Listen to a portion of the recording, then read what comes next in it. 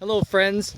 I didn't intend to make another video about tree service this week. Of course, last week it was the hornet nest, but I had an interesting thing happen to me today, so I'm going to share about it.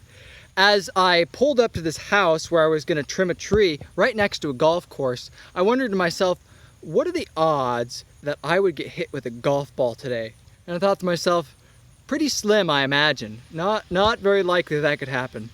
Well, just as I was cutting a branch, white lightning, and it bopped me right on the forehead just as my branch was falling. And it took me a second to figure out exactly what happened, but I realized that I had sure enough been hit with a golf ball. And I looked to see where the nearest golfer was, and he was about maybe 150 yards away. But sure enough, he had hit a golf ball all the way from over there, and it hit me directly in the forehead. So kind of a funny little experience, and he apologized profusely about it. And I told him, it was more comical than anything.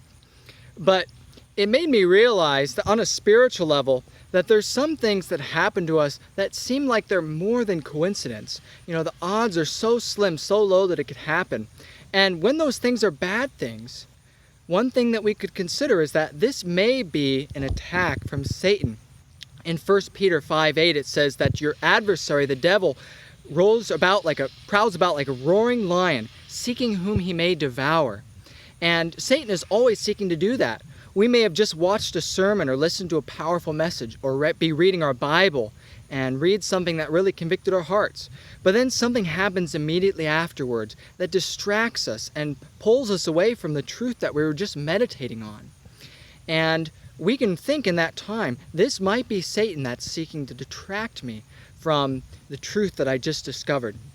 So I want to encourage you, friends, that when it seems like something strange happens to you, or you just have common occurrences of life that are drawing you away from God, realize that you have an enemy and an adversary that is close by, and he's trying to hit you with whatever he can. And these darts that Satan throws at us are much more dangerous than a golf ball, and the chances of him hitting you are much more likely than someone in a golf course hitting me with a golf ball. So I want to encourage you to be sober and be vigilant, because Satan is out there and he's trying to take you down.